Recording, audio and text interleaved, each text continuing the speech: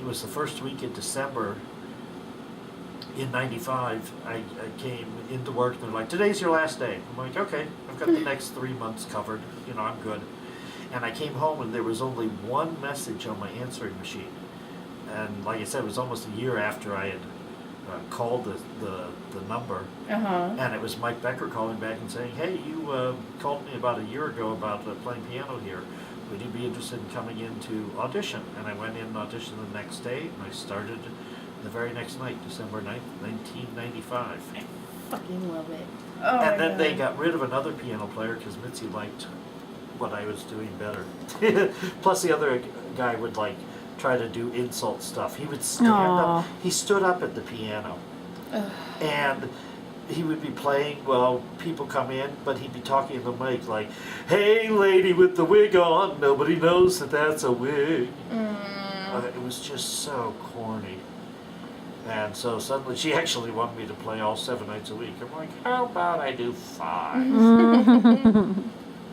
So you and Mitzi were close. I got pretty close to her, I think, yeah.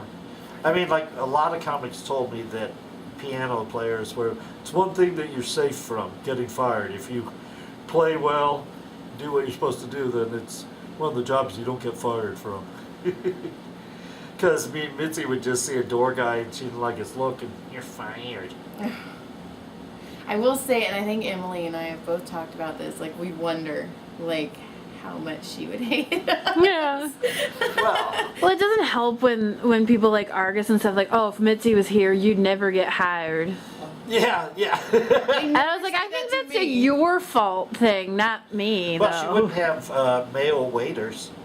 No. It was always female, and she only had Thai bartenders. I heard that. And now we have 3 paid regulars that are bartenders. Yeah. That's the first ever with Lucas Hurl and Punky Johnson and, come on, stupid brain, Josh Martin. Oh, that's right. Josh is a bartender, huh? I thought you were going to say, I thought right, Josh is a paid regular. It's going to be you're a dick. Josh terrifies me, no. He walks around like a little rooster, and I'm like, don't mess with you. Yeah, but he's a good kid inside. He is. I know. And I want, you know what it is? I want to mom him really, really bad. I know, me too. I want to hug him and cook him dinner and bring him into our You're fold. so special. I know. 'Cause the door guys were just ignore him, don't even bother. Because I would always say hi, and he would ignore me, and I was like, hope you're okay. And they were like, why are you even bothering him? And I was like, because he's so broken. He's so, and they were like, yeah, but that's not your problem. And I was like, I know, but he just, aw. I was meant for boys. I have 3 boys, and I was meant for boys. They just connect with me more, I think. And I'm like, oh. When I took Tebow for Thanksgiving, I'm all, come on, you're coming to our house for Thanksgiving. Let's fix you. So what is your favorite memory of the Comedy Store?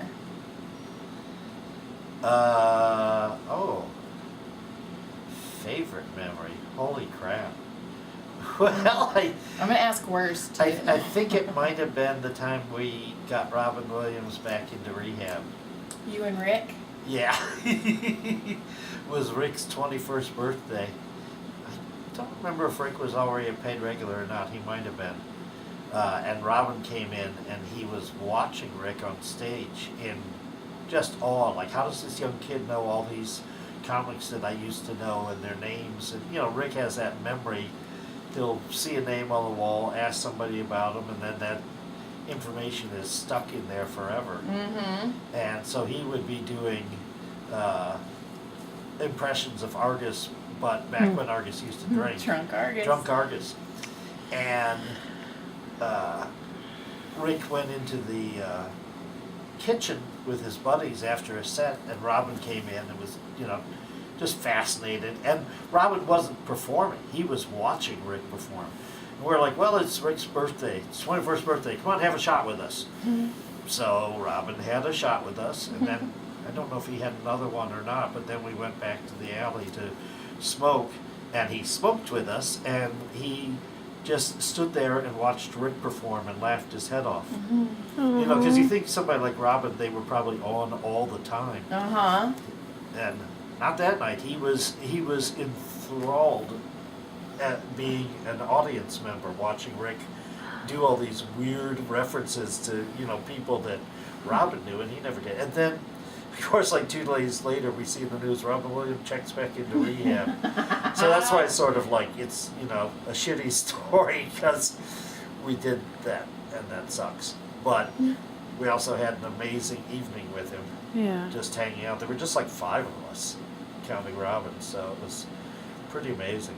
And Rick Ingram, as the podcast listeners know, is my favorite. Yep. Yep.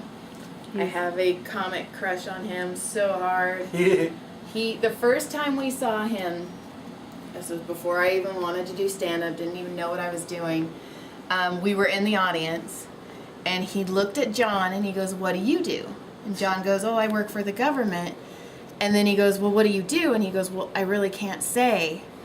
And Rick looked at him, he goes, "Shouldn't you have said that first?" And I'm laughing. And then there was a guy behind us who had a turban on. And he goes, "Well, what do you do?" And he goes, "I'm a molecular engineer." So then Rick looks at John and he goes, "Oh, now I know why you're here." And he's all, "Get him. I am doing your job for you." And just the fact that I knew, like, John wasn't a plant. Like, you know, he's my husband. And I was like, this is coming off the top of this man's head. Yeah. And he just, for the whole set, made fun of John. And I was like, oh, I'm in love. When Rick first got passed, he had actual material. But then he started doing this Drunk Argus and, like, you know, talking about, like, the old times. And as if he literally had been here during the 70s at the club. And I kept thinking to myself, boy, if he ever gets this type of confidence on stage and drops his written material, there's no stopping him. And then bam, it happened pretty quick. Oh my gosh, I love him. And he knows it. He knows I'm very awkward around him. So I think him and John like to watch me get awkward. I'm like, oh. And then, Yeah. I screamed at him once because he walked by me and I go, "Rick!" Yeah. Right in his face. Right in his face. We were stood on either side of the back of the building, and he's trying to get to the parking lot, and we're just talking. She stops mid-sentence and goes, "Rick!" Yeah.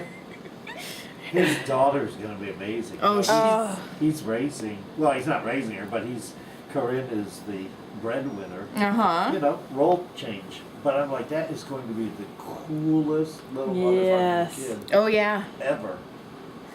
And it's fun. It's because my youngest, he is kind of interested in comedy. And he's like, "Mom, I want to see what you do." So I took him to Comedy Chow 2 Wednesdays in a row when he was on spring break. He didn't get on stage, but he watched. And he just had that spark in his eye. And I was Really? like, yes. I wanted one. And then he was leaving, and he's like, "I'll see you guys next Wednesday." And I'm like, "Oh, baby, you have school." And he's like, "Mom, it'll be fine." I'm all, "No, I can't. No, you're 8. Yeah. He's like, "Mom, it's fine." I'm like, I've got a road gig. yeah. Just shut your mouth, Mom. I was like, "No." Why are you ruining everything? Well, dude, you fall asleep on the way home. Like, you're still a baby. No, I used to run a club back home, and I'd let my daughter either hang out, like hide behind the coat check, or hang out in the basement, like in the basement stairs, and like watch the shows or like listen to the bands play and stuff like that. Because we had comedians, but it was a lot of music and different shows like that. And so, yeah, I kind of feel when there's the pictures of Polly like in the back booth and stuff like that, I kind of feel like, oh, I remember what that was like. I wish I could do that here, but I can't. Right. I just wish she could be a part of the store You think, with me. and then you take him to freaking Comedy Chow, and Nick Country gets on stage and says "pussy" 100 times in 3 minutes. Hello. Oh my God, I'm gonna get a pussy tree. And then he just kept talking about a pussy tree, and Brody's like, "Mom, this guy isn't stable." No, it's not. Nope, he is not okay, honey. No, Okay, I could talk. Honestly, I could talk to you all day. Do you have any other memorable? Like, give me more. Give me all of it. Stories. Give me more. Give me more. I remember one night I was there late night, and it was just the manager and me. This is before we had security or anything. I think there might have been like 1 or 2 staff still there. And so I went into the main room to turn off the lights. And Ron Jeremy and Eddie Griffin were on stage back to back with their pants down. Each one of them had a girl in front of them getting blowjobs. Yeah. And I just sort of turned around and was like, okay, All right. didn't need to see that. What was Sam Kennison like? I don't know. He had passed by the time I got there. So I didn't know Sam. I know Carl LeBeau, who is his best friend and opening act. I Carl's didn't one know of my Carl. Huh. Yeah. I always, when people ask me who's my favorite, I like sort of have 3 guys from different generations. Carl LeBeau and Brian Holtzman, our resident maniac, and Rick Ingram. And then now from a newer generation, I throw in Fahim Anwar. Yes. Yeah. He's crazy talented. I saw him in the original room one night. He was late. Super, super late. Yeah. So, it's like getting to that spot where nobody can even laugh anymore. Right. And at that point, I was like, okay, I want to do stand-up. So at that point, I was kind of just watching, just studying. Yeah. And Fahim came up on stage, and the whole room was just dead. And I watched him revive the room. Yep. And it was the most fantastic thing I've ever seen. It was so good. And then one night, we watched Nick Yosef get on stage, and there was just this group. It was in the original room, and they were in the like 17, 18 spot on the other side of the piano. Yeah.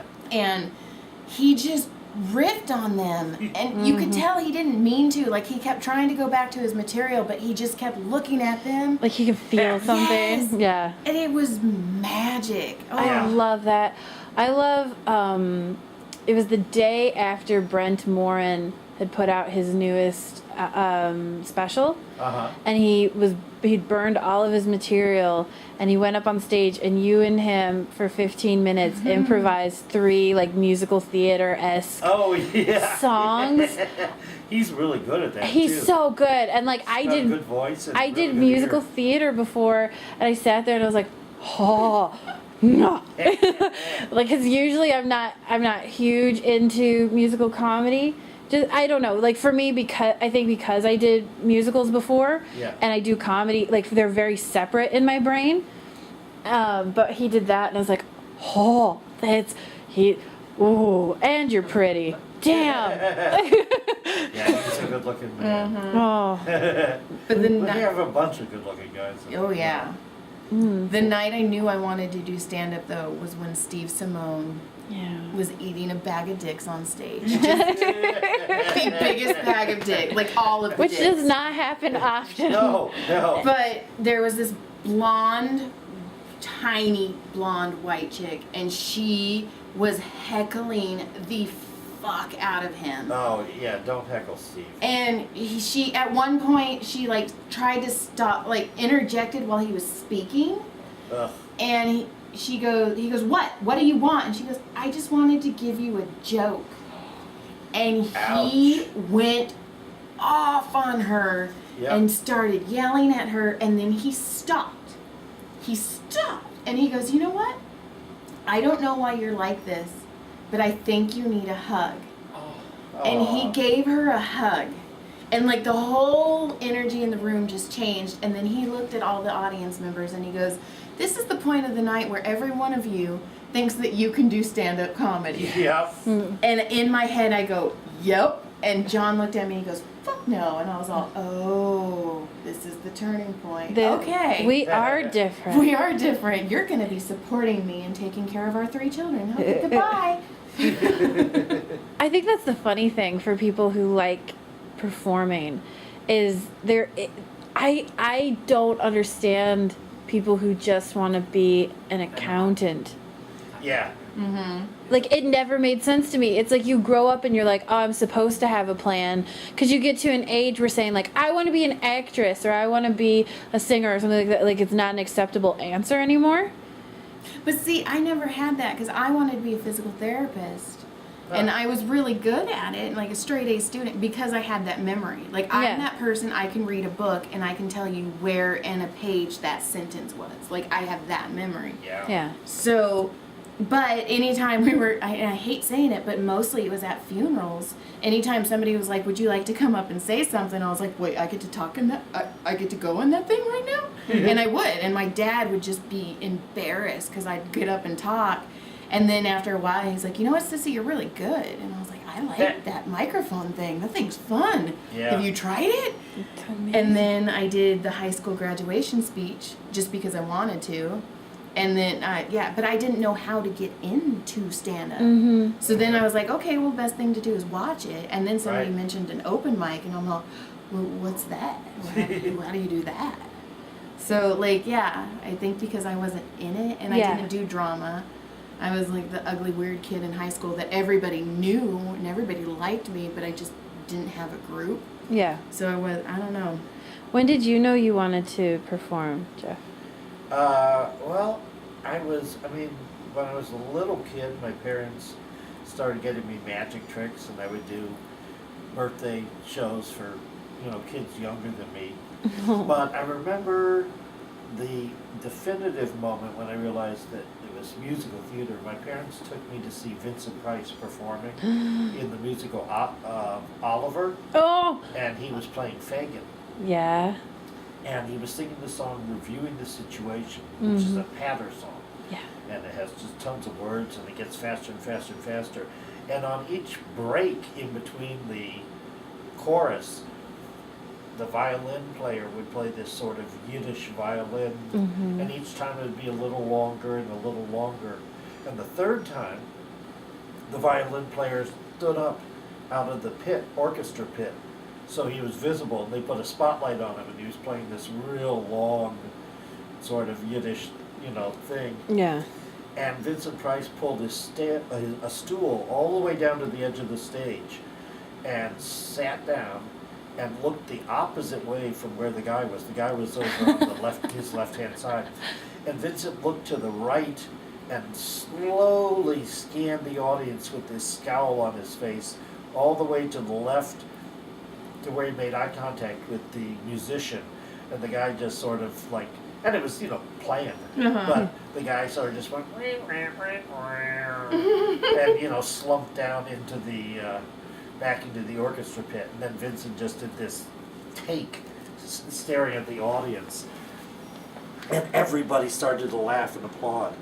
Yeah. And I leaned over to my mom and I whispered the words, "That's what I want to do." Oh, I love it. That's what I want to do. And that was it. Then it was like, okay, there's so probably somewhere around, I don't know, third, fourth grade, I had that experience. And then there was a children's theater program at my elementary school that was like once a week after school.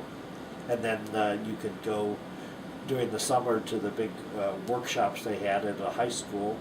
And then I ended up teaching for them. The lady that was my drama teacher ended up running that drama department. So that's where I met my mentor, and everything just sort of snowballed from there in the performing. Yeah. I had a similar thing. I think I was 5, and my grandma took me to our regional theater. And it was Peter Pan. And there was the little girl playing Wendy. Yeah. And I remember looking over at my nan and saying, I could do that.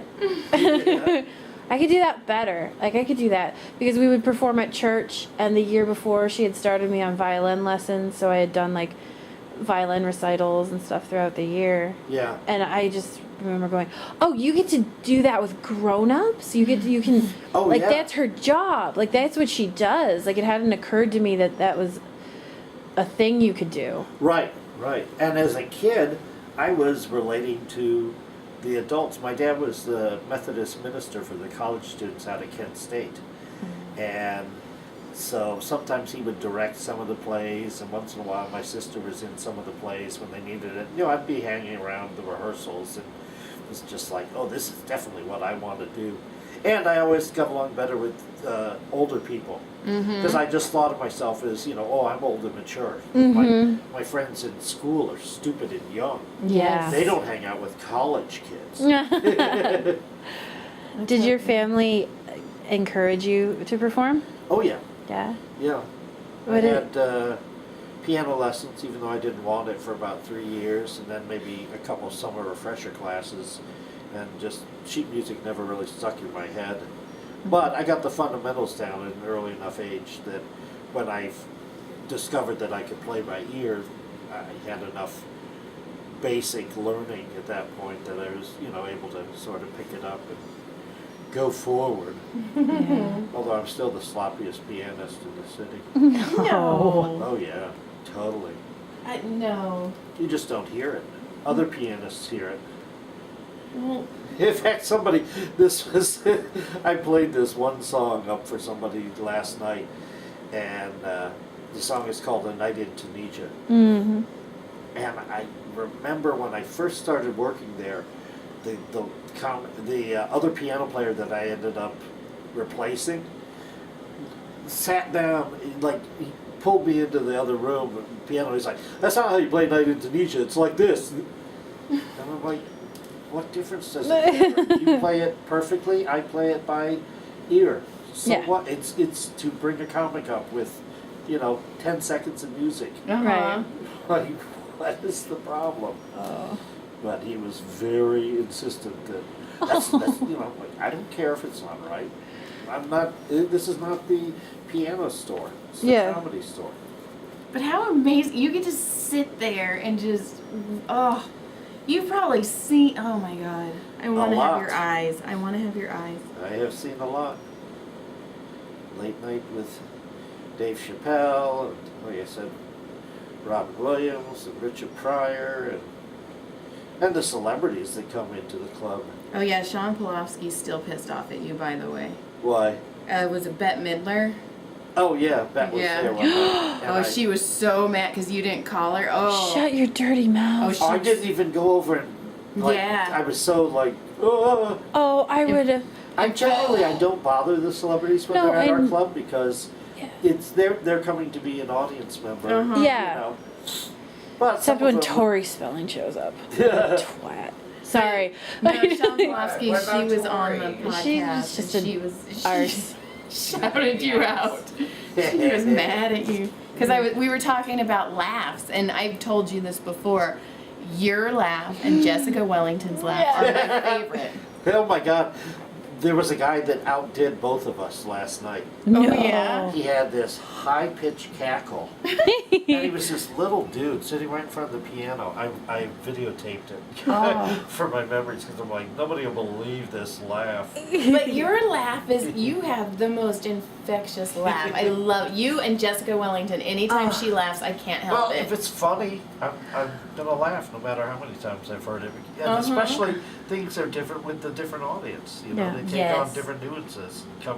Something that's funny might not be funny another night, and that's what makes it funny to me. Yeah. Oh, I know. I feel evil sometimes when Yeah.